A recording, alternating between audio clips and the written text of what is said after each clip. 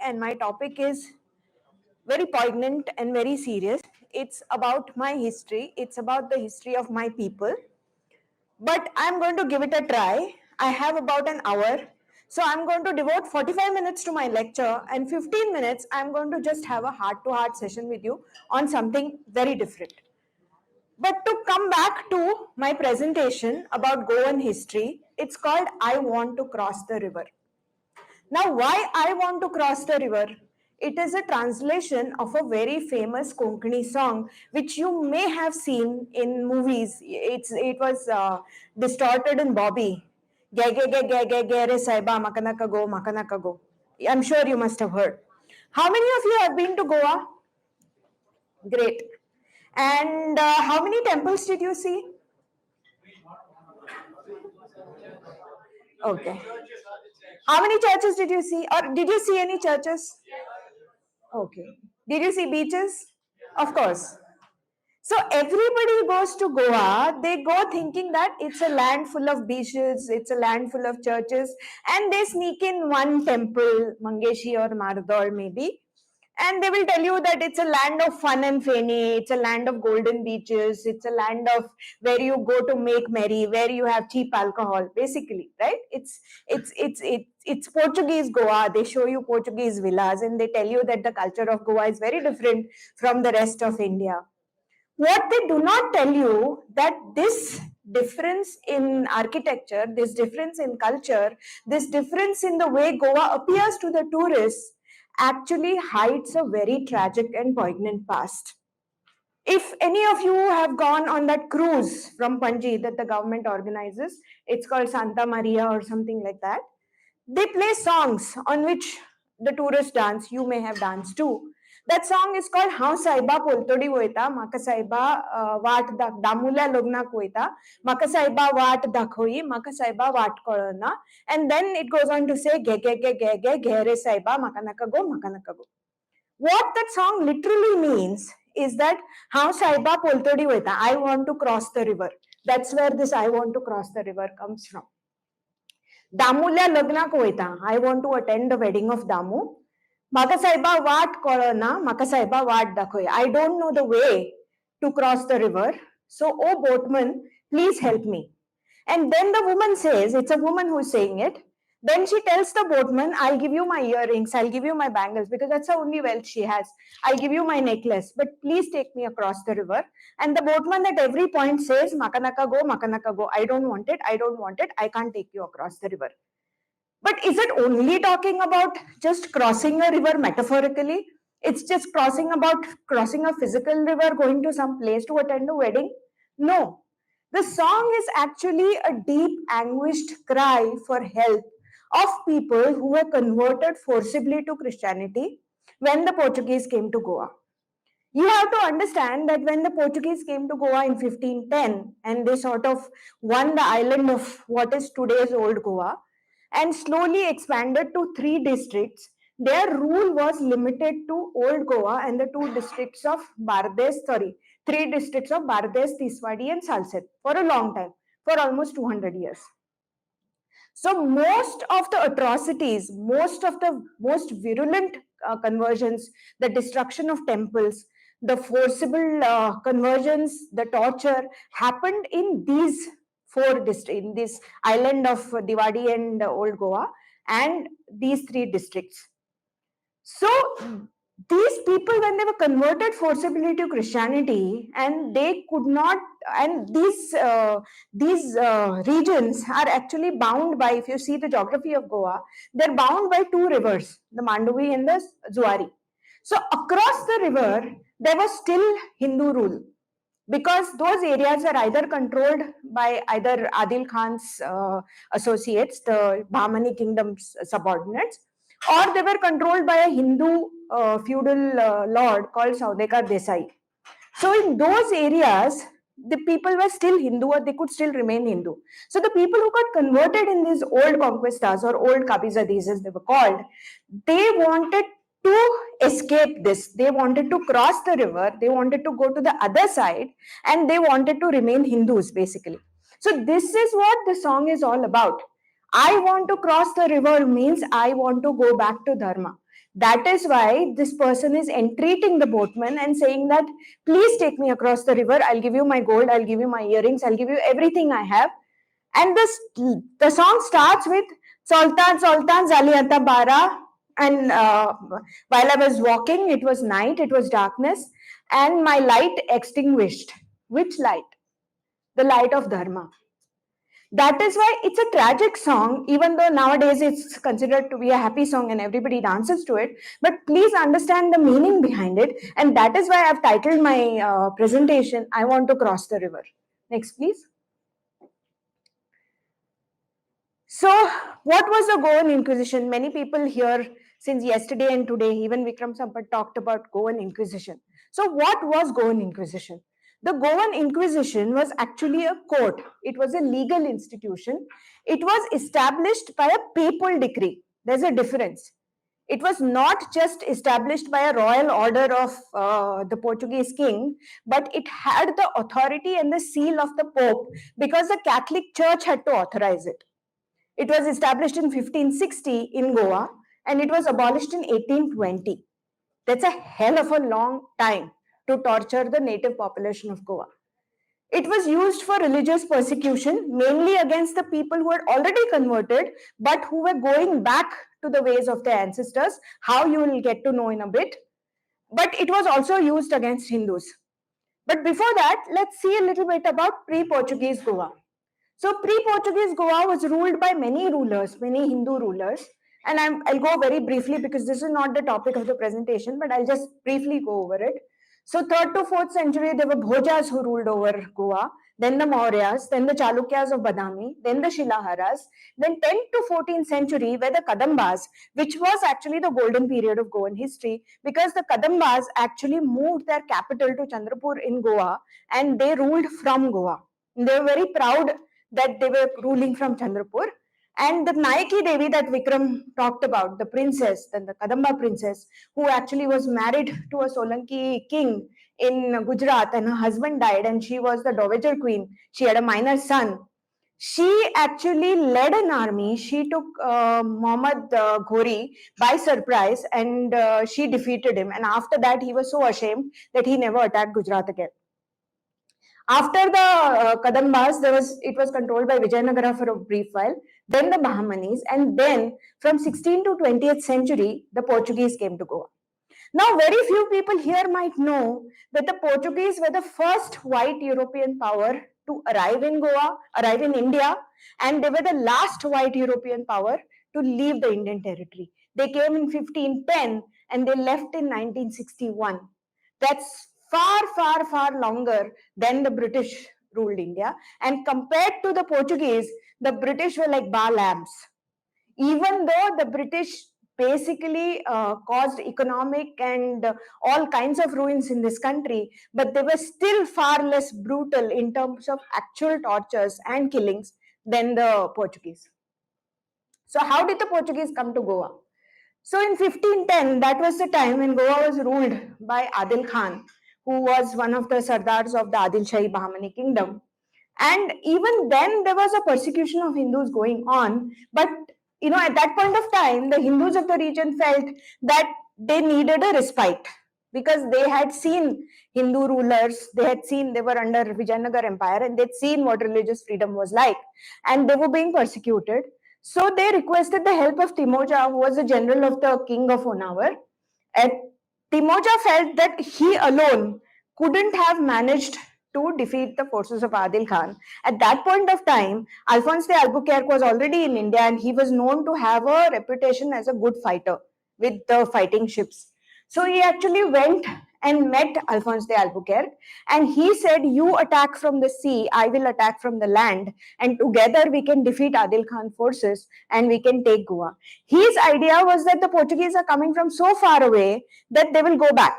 He never realized or conceived, and the typical desi goodness, thinking that they will go back. So his idea was, okay, they'll help me, I'll give them a lot of money for that help, and they will hand over Goa to me, and I can rule it, and then they will go back. But that obviously misfired. Next, please. So this is what happened. Albuquerque refused to leave, and he was a very cruel commander. When he took over Goa, he slaughtered not only the soldiers, but he slaughtered the women and children also in the city, a lot of them, children especially. Women, he forced them to marry his soldiers to create a race that was Indian in looks, but Portuguese in spirit, mestizo, basically. And he was banished from Goa. Timocha was banished from Goa by the Portuguese, and the Portuguese became the rulers. Next, please. So, when did conversion start in Goa officially? So, Alphonse de Albuquerque, he promised a policy of religious tolerance, and to be fair to him, he was not as brutal about conversions as the Jesuit missionaries were. But conversions had already started in Albuquerque's lifetime, but the speed was slow. The first diocese was established in Goa in 1534. So they arrived in Goa in 1510, and the first diocese was already established in 1534. By 1548, number of churches in Diwar and Goapuri had increased to 14. Systematic persecution of Hindus started in 1540. This was when it became a rule of law, that systematic persecution of Hindus and conversion of Hindus.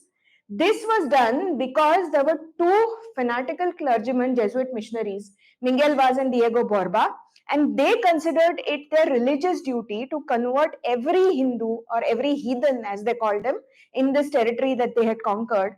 So they actually went to the King of Portugal, and he was also a fanatic, and he was also a very, how would I say, easily persuadable man.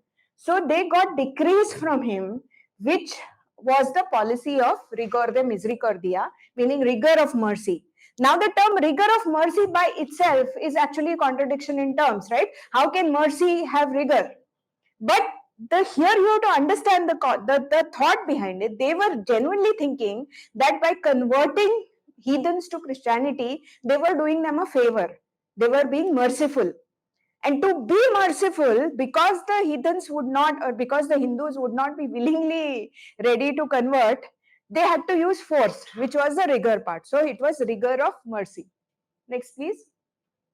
Okay, so Pope Nicholas V had issued a papal decree, this was before that, giving Portugal not just the right but the responsibility of propagating Christianity to Asia. So what the Catholic Church had done was, at that point of time, there were two very powerful Catholic kingdoms, Spain and Portugal. Both were seafaring nations, and they were constantly fighting with each other to be more powerful in Europe. Because they were both Catholic, the ultimate abdicating authority was, of course, the Catholic Church.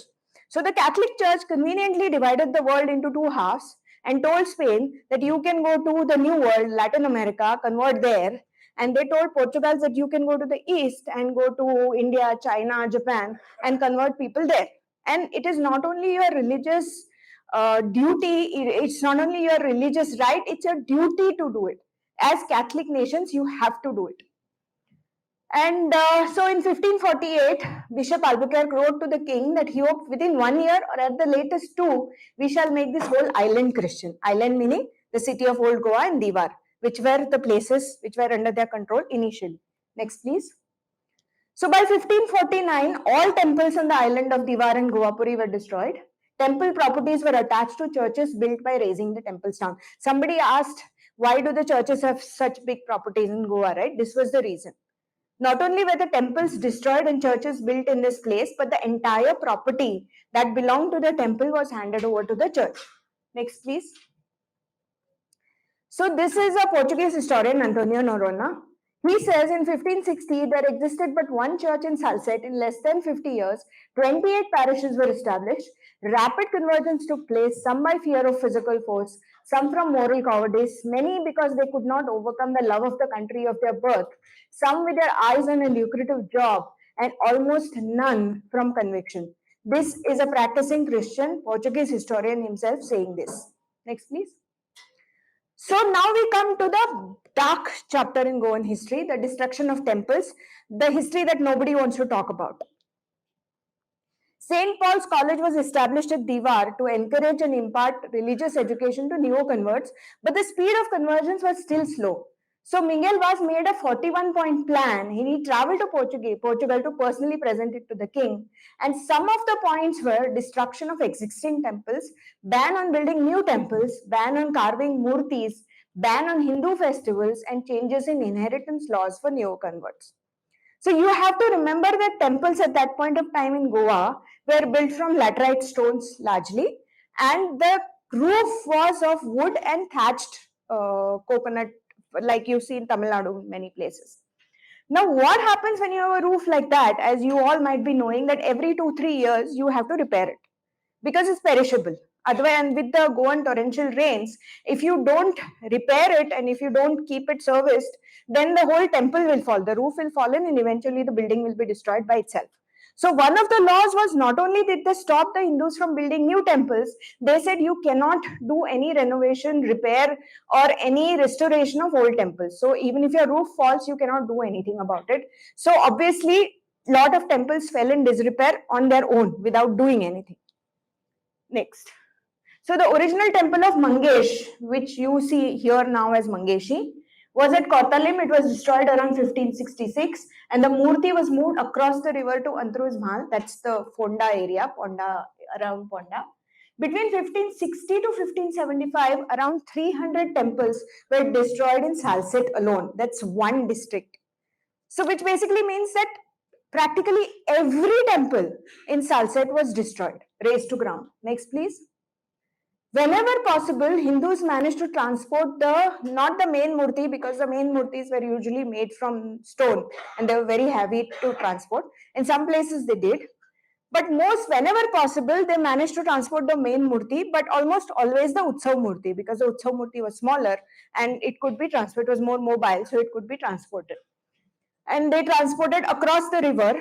So this is where the I want to cross the river part comes from, to the mainland, which was not under Portuguese control then. The Saundekar Desais, who were the Hindu kings who ruled that particular area, Antruz Mahal, they gave the land for the temples. That's why today, if you go to Goa, or even if you search on Google Hindu temples in Goa, you will see that those little Om dots very close to one another. So in an area, in a radius of 5 kilometers, you will find 10 or 15 of the most famous temples in Goa today. They were not all there. It was not like Goans chose this one village as the temple center or temple vortex. Those temples were moved there because they were belonging to different villages in Salsette and Bardes and Tiswadi. But these people gave land to those temples and the temples were built. Even today, if you go to a place called Mashel, that's in Antruz Mahal, close to Mardod, you will find in the small little village, there are about 12 different temples. All of them belong to different villages, but they were all shifted here because at that point of time, it was a safe haven. Next, please. So they didn't just stop at that. They made anti-Hindu laws which made life hell for Hindus living in Portuguese territories. In 1560, the Viceroy ordered all Hindus from Portuguese territories to either convert or leave or get killed, giving them a month to dispose of their properties. Leave, get converted, or killed. These words remind you of something? Yes. Exact same words. Exact same choice, which was given to my ancestors in the 16th century, and the exact same choice that was given to the Kashmiri Hindus in like 30 years from now. So you see, history repeats itself. That's exactly why it is important to know what happened, really. In 1620, an edict was passed forbidding Hindu marriages in Portuguese territory. Cremations were banned in the Portuguese islands. People had to either carry their dead to the other side, or they had to, in the middle of the night, they had to put their dead bodies on rafts and set the rafts on fire and set the rafts afloat on the river. Can you imagine that? Your father is dead, your somebody very close to you is dead, and you cannot even do proper daha sanskar. You have to wait for midnight like a thief, and you have to put the dead body on a raft and set the raft on fire and let it go in the middle of the river. You don't know, you cannot get the asthis, you cannot do asti visarjan, you cannot do any of the post daha sanskara rituals, but you're doing the best you can at that point of time. Hindus were forbidden to wear the sacred thread. A tax was levied in Hindus known as a shendi tax, a kind of Catholic jizya. So if you had a shikha, if you had a choti, if you had a shendi, then that meant that visibly you are a Hindu. And it was not just Brahmins alone, right? Every community had a tuft of hair. But to have that tuft of hair was to be taxed. In 1684, Konkani was banned in seminaries. Konkani and Marathi books were burned in public, and schools could only teach in Portuguese. The Portuguese started the first printing press in Asia, which is true, but they did it to publish Bibles. They did it to spread their religion. Now, if you go to a museum in Goa called the Museum de Goa or whatever, many of you might have gone if you go to Goa. The first thing they tell you is that, the Portuguese are so good, they're so progressive, they started a printing press in Goa. They don't tell you why they started the printing press in Goa. It was not to publish the Ramayana or Mahabharata or to Bhagavad Puran or even to write a textbook in Ayurveda or whatever. It was basically to publish the Bible. Next, please. So repression of local culture and language, local dress was banned. Local dress meaning sari, dhoti, loincloth, whatever. Cultural practices like wearing flowers in the hair was banned. Pork was forcibly fed to the Christian converts and beef. Hindus were forbidden to keep and read their own religious books. Next, please. Even unconverted Hindus. Fire and steel, dungeon in the rack, the rice pot and the rupee had all played their part in the conversions. This is Richard Burton, the famous British explorer who has written this. He had visited Goa around that time, and he had visited Goa not in the 16th century, much later, in 18th century, I think, but he has seen what the tortures of Inquisition were like. So how did they convert? They used both the stick and the carrot as an approach. So the stick approach was this: Hindus were persecuted in many ways. They were prohibited from holding public office. So no matter if you were educated, you could not apply for a government job. Grama Sabhas could not be held in villages unless Christian Gaokas were present. And you have to understand that in those days, Goa had a very sophisticated cooperative system to manage the village property. So every village would have something known as a Grama Sabha, and every household in that village had a representative who would hold equal rights in that Grama Sabha, and land was communally tilled. They had realized even back then that small land holdings don't make economic sense. So everybody would get their land together and they would till it, and the community would take a decision that this rainy season it has rained heavily, so we'll do rice. After rice, we'll do dal. After dal, we'll do something else. And depending upon the land holding size of the family, the kind of labor that the family could contribute, the kind of animals like bulls and all the family could contribute, the family would get back what they were due. And a certain part was always reserved for emergencies in case of a drought, in case of a flood. And certain part was given to the temple, which was basically the focus of the community life, like anywhere else, like in Tamil Nadu, like in Kerala, like anywhere else. So these Grama Sabhas were very important at that point of time for a sense of belonging. And to be shamed in that Grama Sabha was an insult most people could not endure. So in a village, when they converted, maybe if there are 100 members of the Grama Sabha, and if they managed to convert even 5 of them, the Grama Sabha could not be held if the 95 Hindus were there, but the 5 Christians were not there. Even if 1 or 2 Christians were there, they still could not hold a Grama Sabha. So the Grama Sabha was totally dependent on the presence of the converts. In 1669, the king issued an order that all orphans from Hindu families would be taken away from their relatives and baptized, educated, and indoctrinated as Christians by the church. And here, by orphans, legally meant somebody who would not have both mother and father. But in reality, we our family is our strength, as Professor said, right? So even if the parents died, in those days particularly, there was always the extended family. The child was not an orphan. There was a grandmother, there was a grandfather, there was an aunt, there was a sister, and somebody or the other would always take care of the child. But in reality, even if one parent died, they would take the child forcibly away to the seminary and convert the child, baptize the child, and then they would teach about Christianity to the child, and then say the child converted willingly. Of course, the child would convert willingly. It would not know anything else. Next, please.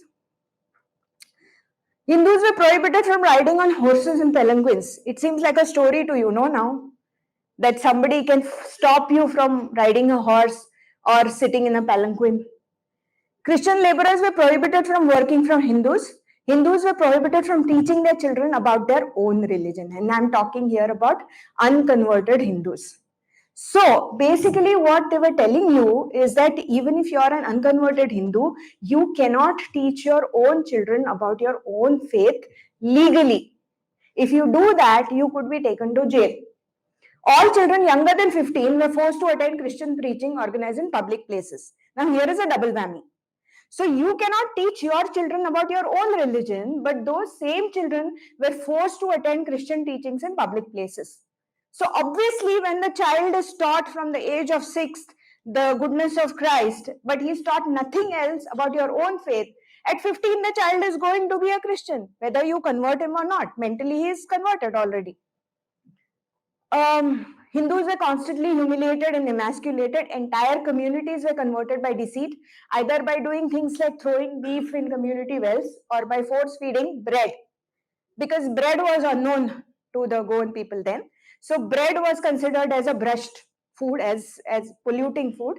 So if you fed somebody the piece of bread and say that now you converted, now you cannot go back to. And here we have to accept the blame in our society also. The Hindu society refused, because of superstition, because of the existing beliefs then, they refused to accept people. Obviously, this didn't happen out of choice, right? Somebody force fed you bread, and that person would have cried and begged and said that I want to come back. It was not my mistake. And our society would have left those doors open, but we did not. We have to accept that also. Now come to carrot.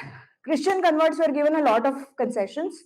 They paid lesser taxes, they received government jobs, and a converted son would get all his father's property, even if his other siblings had not converted. So if a man had 4 sons and he had 10 acres of land, all 10 acres would go to that one son who converted, and the 3 sons who didn't convert would get nothing. Now, again, we are talking about a time where land acquisition was the ultimate property ownership. What else did you invest in? You didn't have shares, you didn't have bank accounts. So the only way you had that sense of belonging was probably to buy gold or to buy land. And your land meant more than just property, it meant your identity. It meant your sense of belonging. So if you took land away from somebody, it is mentally very destructive to that person's sense of self-esteem. Widows and daughters of a Hindu man would inherit property if they became Christian. If the wife of a Hindu converted and the husband refused to convert, she would inherit half his property even if they lived separately.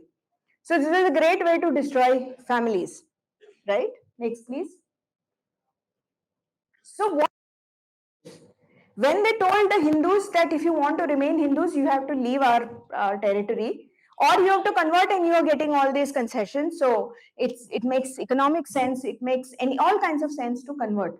But even then, the majority of the Hindus chose to leave the land of their ancestors rather than to convert. My family was one of those families. They belonged to a village called Verandah, where the original temple of Malsa Narayani used to be there. Now a new temple has been built on the same site. So when the temple was destroyed and the murti was shifted to Mardol, which is the present location of the temple, lot of Hindus from those 10 villages, it was the biggest Komundar, it was the biggest Grama Sabha of South Goa then. It was the biggest temple. It was a very beautiful temple actually. So there was a captain of Rashol Fort who wanted to destroy the temple, and he actually sent a Jesuit priest to go and do the survey of the temple. And there are letters of that Jesuit priest where he says that the temple was so beautiful, it has such exquisite woodwork, that my suggestion would be you destroy the murti and you establish a cross there, but you keep the structure as it is and you convert it into a church. It was so beautiful.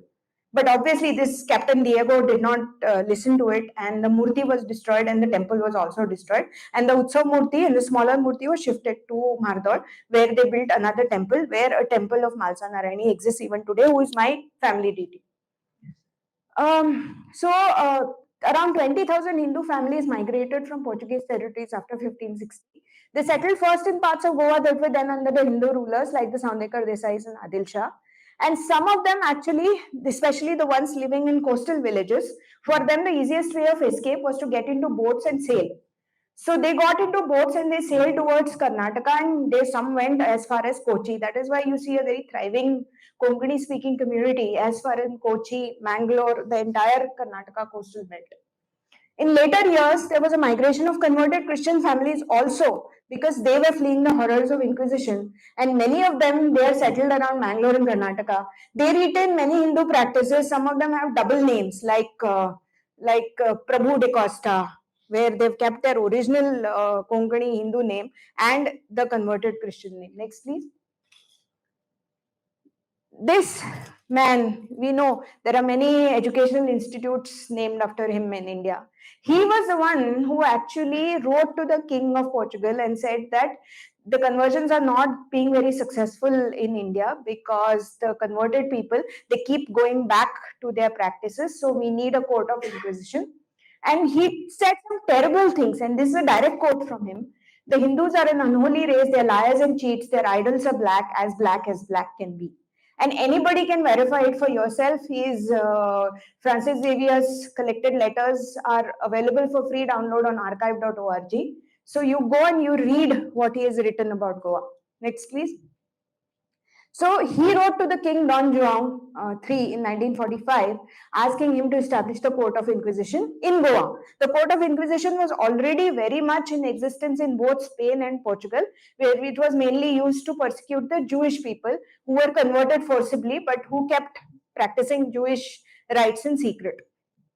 It had two inquisitors appointed by the Pope, and they were answerable only to the Pope and the King of Portugal, which is interesting because the highest secular authority in Goa at that point of time was the Viceroy of Goa. But the Viceroy of Goa, while he controlled all other decisions, he has no control over the Court of Inquisition. It met in Adil Khan's palace, which was the viceregal, not viceregal, sorry, that's a typo, viceregal lodge earlier, which is located in today's Old Goa. The site is between the current the St. Catherine's Church. This palace was turned into a vast prison with over 200 cells, underground cells. The locals were so terrified of it that they wouldn't even call it Court of Inquisition. They used to call it Hollegar, meaning big house in hushed tones. This was established mainly to punish neo-converts to Christianity who continued to practice many of their old customs, but the jurisdiction of the court also extended to Hindus and Jews. Next, please. An edict published by the Court of Inquisition lists offences by neo-Christians who were liable for trial. The list was very comprehensive. It included things like distribution of betel nuts and leaves during weddings, tambulam, which we all do, right? It's a Hindu practice across India. So you could not distribute tambulam during weddings. If you did that, then you could be hauled not only to the prison, you could be sent to the Court of Inquisition. Distribution, finding a tulsi plant. This is about a neo-Christian convert I'm talking about. So finding a tulsi plant anywhere on a neo-Christian's property, not just in the Tulsi Vrindavan, even if a tulsi plant grows wild, even that was a crime. Singing traditional songs or ovio during a wedding, meeting the oldest person, Daiji of a clan, to seek his blessings after the birth of a child, which was a very important ritual for Goan Hindus. It was a kinship ritual. So every time a child was born in the family, the child would be taken to the eldest person in the entire clan, not just the family. This was basically to build a bond with the entire clan. So that they stopped using traditional musical instruments, anointing a bridegroom with haldi before a wedding, celebrating the sixth day ceremony, where I don't know if you do it in Tamil Nadu or not, where the goddess Shashti is supposed to visit the child and write the child's destiny on the child's forehead. It's practiced even in Bengal today, in Maharashtra also. On the sixth night, people don't sleep because she's supposed to write good things if you don't sleep. So that ritual they banned. Cooking rice without salt, because Hindus cooked rice without salt. They forced the neo-converts to add salt to the rice. And even today, there are many Christian families in Goa for whom this has become a norm, because for generations they've been doing it.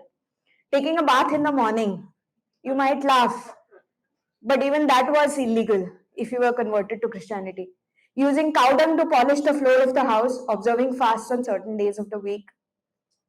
And now we come to, so what happened if you did any of those things? You were hauled to the Court of Inquisitions. Next, please. And this is what happened. Next, please. Any person could report anyone anonymously to the Court of Inquisition, and the witnesses were neither required to produce proof or accost the accused. And anybody could report anybody either for gain or out of personal enmity. So basically, if there are two neighbors and they don't like each other, and one of them has a problem with another, that person would simply say that, I saw him wearing a Indian dress in his home yesterday, and that was enough. The witness was never brought face to face with the accused, so you would never know who betrayed you, basically. And the property of the person who was taken in custody by the Inquisition, it would be taken over by the Court of Inquisition, and a part of it would give to the witness. So you can imagine how many people must have used it to settle personal grudges, right? Upon complaint, the accused would be taken away from the family. There was no such thing, like there were no public interest petitions, there were no bail hearings, there were no human rights lawyers writing articles in New York Times or Washington Post saying that this person needs to be given bail. There were no Nobel Prize nominations, fake Nobel Prize nominations. Torture was used by the Court of Inquisition to extract confessions, and terrible tortures. Next, please. Horrible tortures like Paul or the torture of the police, where the victim would be suspended and with his legs stretched on both sides and weights attached, and they kept on increasing the weight so the limbs would get stretched till the person couldn't take it anymore and they confessed. Next, please. The torture of the patra, it involved placing the victim on a slanted board like this, with the head lower than the body. An iron band around the throat kept the head in place. The hands and feet would be tied, and iron prongs would keep the mouth open, and water would be poured into the person's mouth and nose to strangle and suffocate the person till the person confessed to whatever they wanted him to confess. Next, please. Next, please. The ultimate torture, auto da fe, or trial of faith. What it meant was basically burning alive of people who were deemed heretics. They were burned at a stake at a place called Campo Santo Lazzaro on the banks of the river in today's Old Goa. Charles, how do we know this? Because thankfully, we are lucky to have had a contemporary account of our auto da fe trial and of the entire burning. There was a French doctor called Charles Delon who was imprisoned for 3 years in the Palace of Inquisition for something else. It was a love triangle. He was based in Daman and Diu, and he and one Portuguese Don were in love with the same woman. So that Portuguese Don basically complained against him. And then he was imprisoned there. And he attended auto da fe, and when he was released later, when he went to France, he wrote a book which was a first-person account of the entire trial, where he has recounted everything in great detail about how the trial took place. Next, please. Victims to be tried were given yellow robes called sambenitos with the cross of St. Andrew painted in red on front and behind. Victims who were convicted were given robes called samaras, which had their own portraits painted on both sides, as well as ascending flames surrounded by demons signifying hell. Next, please. So this is what a person condemned to death would look like. Victims who confessed after sentencing had the flames on their robes pointing downwards, called fogo revolto, and such victims were shown mercy. You know how? They were first strangled and then burnt alive. So at least they would not be, pained by burning alive. But people who refused to accept that they did anything wrong, they were burnt alive. Such victims wore karochas, huge conical hats with pictures of demons and fire. Next, please. This is the famous Hatkatro Khambo. They would be tied to this pillar and burnt alive. Inquisition had power over both the living and the dead.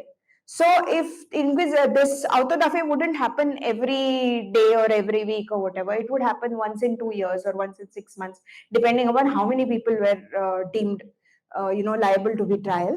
So if somebody died of torture in those 6 months or in that 1 year, they would be buried. But their bones would be exhumed, they would be put in a casket, and the bones would be tried and the bones would be burnt.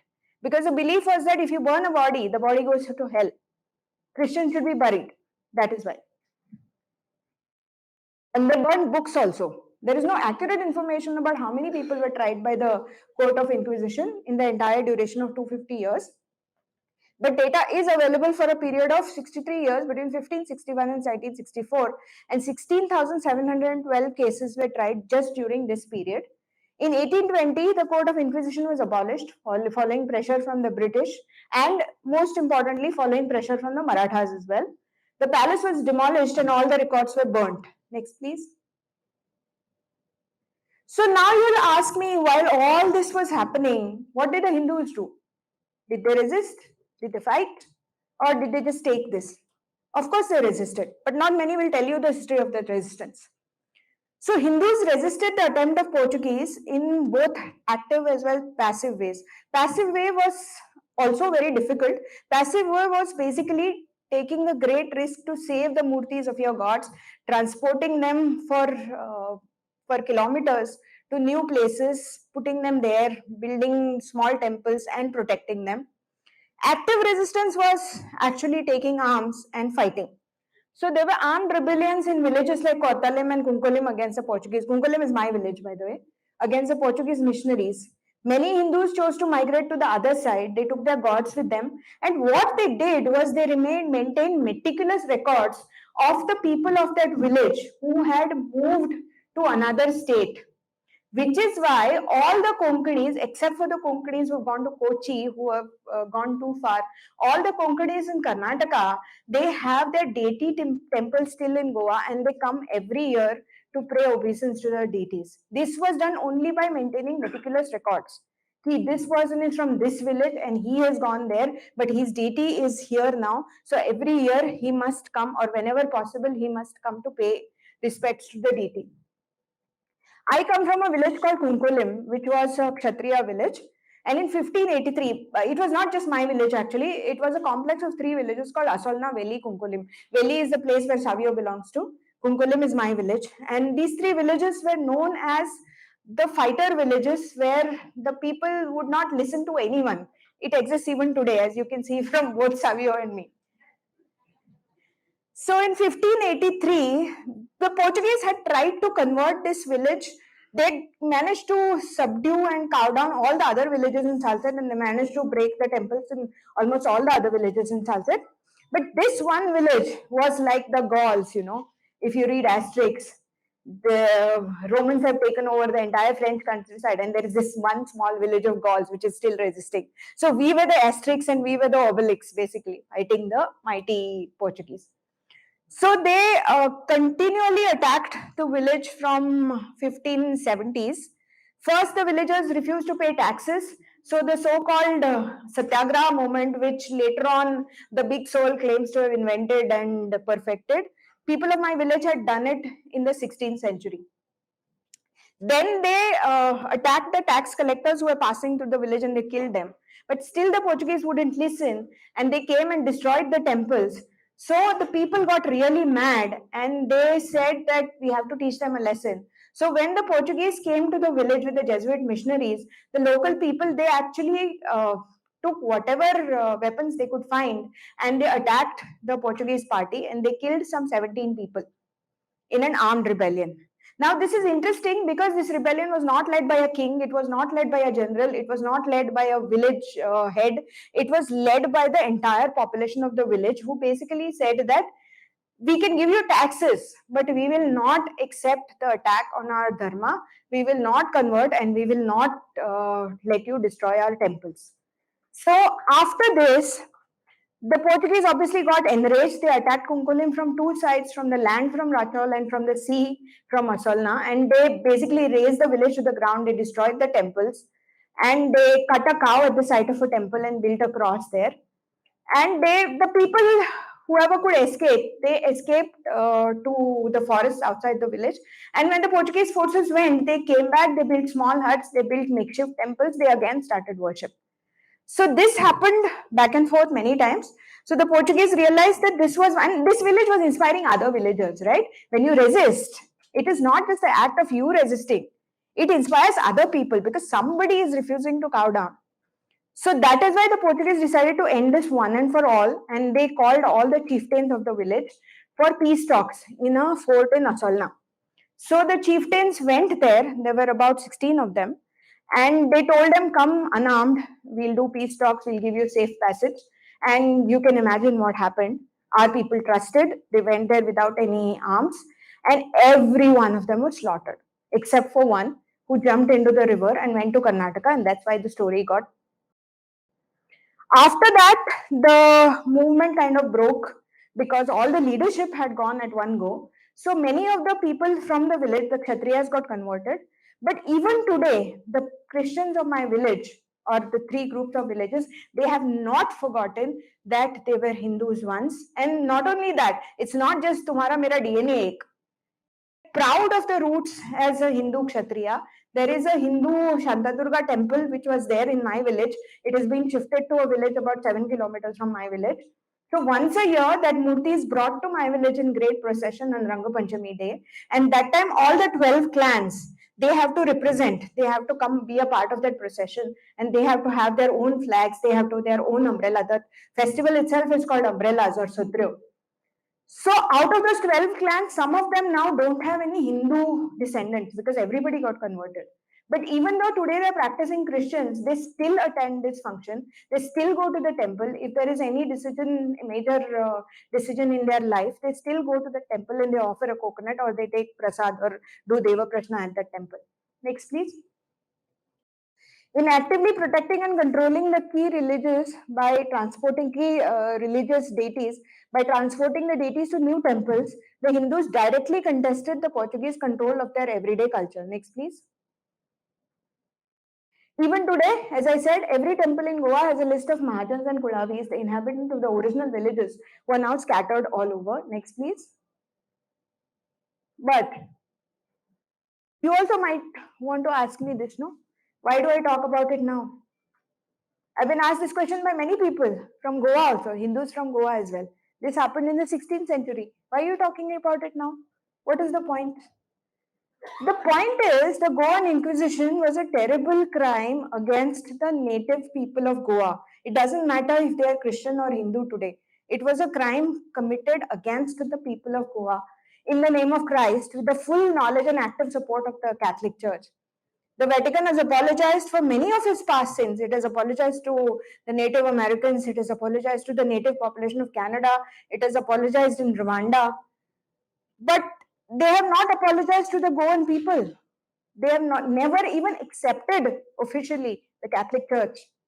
So it is time that we asked for an apology. It is time that we demanded an apology. Not that the apology can change things, but it can at least help heal the festering wounds.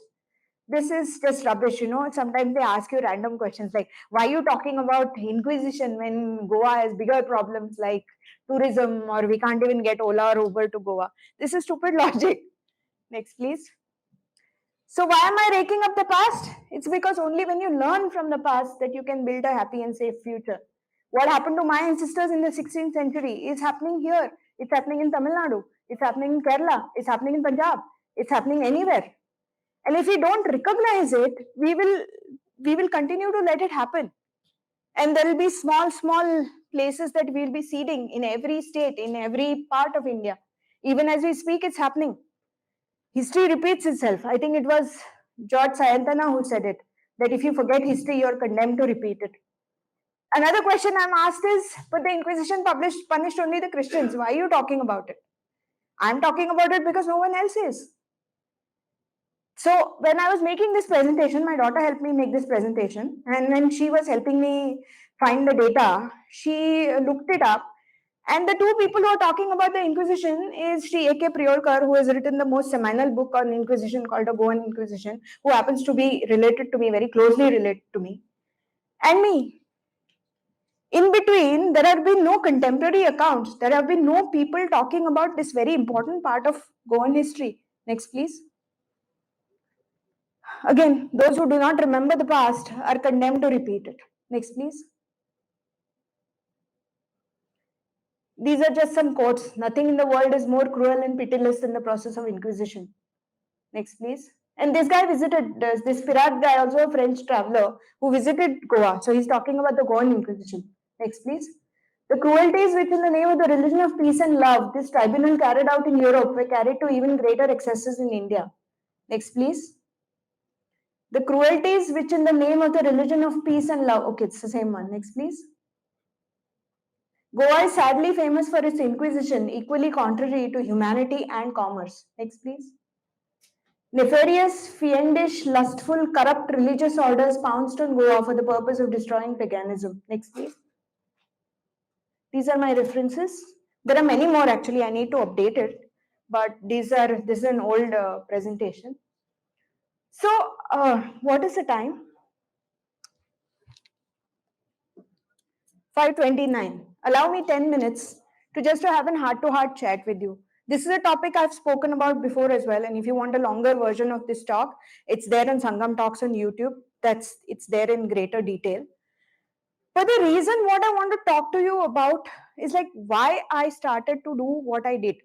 Talk about the past, talk about general our culture or our dharma or whatever.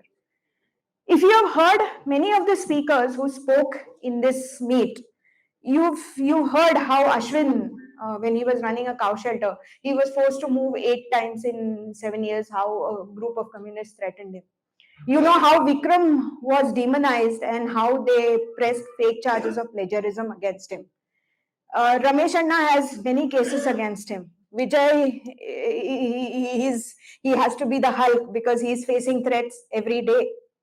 All of us have had to pay the price. I've had rape threats against me every single day. I have 15 people who come to my inbox and ask me, why don't you go sleep with Modi or why don't you go sleep with Amit Shah? This is the kind of abuse I have to face every day. I have had to go to the police twice. I have had to put 2 guys in jail, and this continues. I am not saying this to play the victim card. I am not saying this to get your sympathy. I don't think any of us are doing what we are doing to gain people's sympathy or to play the victim card. It is a choice we have made. It is a very conscious choice we have made to pick up a side and to fight. Now, why we have done it? I can tell you very simple. My motive is, at the end of the day, very selfish. I want my great grandchildren to have the right to be proud and assertive Hindus. I don't want them to live like Dhimmi, where they have to hide in their homes and they have to worship their little gods in their altars like my ancestors had to. That is the reason why I'm doing this. All of you are here because we are all fellow travelers on this path to dharma. So many people ask me sometimes, what can we do? You are doing this, you are putting yourself out there. All of us are putting ourselves out there for various causes, various reasons. So why are you all doing what you're doing, and what can we do is a question that I get asked many times. I was very happy when I don't know what's your name. Yeah, Sangeeta. She's a young girl. She asked me, how do you deal with online hate? For somebody so young to think of such a mature question and to ask itself is very, very impressive. And it made me realize that how mature this generation is and how much they know. So we are doing this because you cannot not fight. If you've read S.L. Bhairappa's book Avrana, you'll realize that the Avrana that he talks about is a veil of illusion. A veil of illusion that tells you that everything is okay. You're still Hindu. You can still have Hindu marriages. You can still go to temples. So all is well. All is not well. And once that veil of illusion is lifted from your eyes, once you start seeing the multi-pronged attacks on your faith from all directions, from the mullah, from the missionary, from the Macaulay, from the Marxist, you realize that yes, you can be Hindus today, but for how long is this going to remain? Which is why it is not just my fight alone, which is not just Vijay's fight alone, which is not just Ramesh Anna's fight alone, which is not just Vikram's fight alone. It is a fight of every one of us. And what can we do? We can do simple things. We can be assertive Hindus in whatever we do. Wear your Indian clothes with pride. Wear your bindi with pride. Say like I did. Take a stand. Say that you will not buy things from brands for your festivals when they don't show any Hindu symbols. If they want Hindu money, they have to respect Hindu sentiments. No bindi, no business became successful because a lot of people realized that sentiment was true because they resonated with it. Gift Indic books like this to your friends and family. For Diwali, we give a lot of gifts. We give a lot of gifts when people come to our house. Let us try and make conscious choices. This is the only way.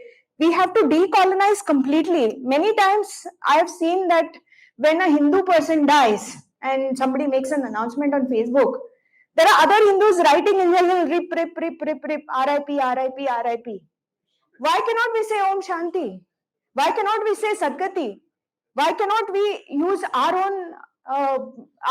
own words, our own terminology? Why can't we call India Bharat each time we talk about it? It's become so internalized that sometimes we don't even realize it. Once I was writing something and I said, it was a story, and I said, when she saw him, her face lit up like a Christmas tree. I wrote it and I didn't even realize. And then I was reading it again. I was like, why should I use this metaphor? I'll change the metaphor to her face lit up like a Diwali night. It's equally evocative, probably more evocative. Probably to an Indian, you would get more clearer image when I use words like a Diwali night than a Christmas tree. Simple things like that. It's not being against anyone, like Savio said. I'm not holding people like Savio responsible or today's Christians responsible for what happened to their ancestors. They didn't do it. They were victims too. Just as my ancestors were victims, his ancestors were probably victims too. We don't know. So it's not about today's Christians. But having said that, you cannot shy away from speaking about the truth just because you might offend somebody's sentiments. As Vikram said, why should today's Indian Christian identify with the Jesuit Francis Xavier? He should be proud that he's an Indian Christian today. Like Savio said, he's an Indian first and a Christian later, which is a very, very admirable sentiment. So when people ask me, why are you peddling hate when I'm merely talking the truth? The question is, why should I not talk the truth? Counter me on facts. That's my open challenge. Tell me where I'm wrong. Tell me where I've lied. Tell me where I've said that things that happened didn't happen or things that didn't happen happened. Nobody has been able to do that. So when you're putting labels on me, this is basically just your way of telling me that you should shut up. You should not speak the inconvenient truth. And sadly, as much as there are some Christians who are saying this in Goa, there are equally Hindus who are saying this, that why are you speaking the inconvenient truth? Because somebody needs to. If we are all sheep, if we are all silent, then we'll all be Kashmiri Hindus. Even today, there are 7 lakh Kashmiri Hindus who are living like refugees in their own country. Do we want that fate? Do we want our children to go through that fate? Do we want our grandchildren to be defensive? And maybe they are Hindus, but maybe they will, they will never dare to wear a namam in the public. They will never dare to wear Indian clothes in public. They will do it maybe in their house one day in a year during Diwali. They'll light a lamp. Is that what we want them to be? When and I'll end with this anecdote. I was in New Zealand a few years ago, and that time I'd gone to visit a Maori village, and they'd shown a small documentary about the Maori elders talking about their culture.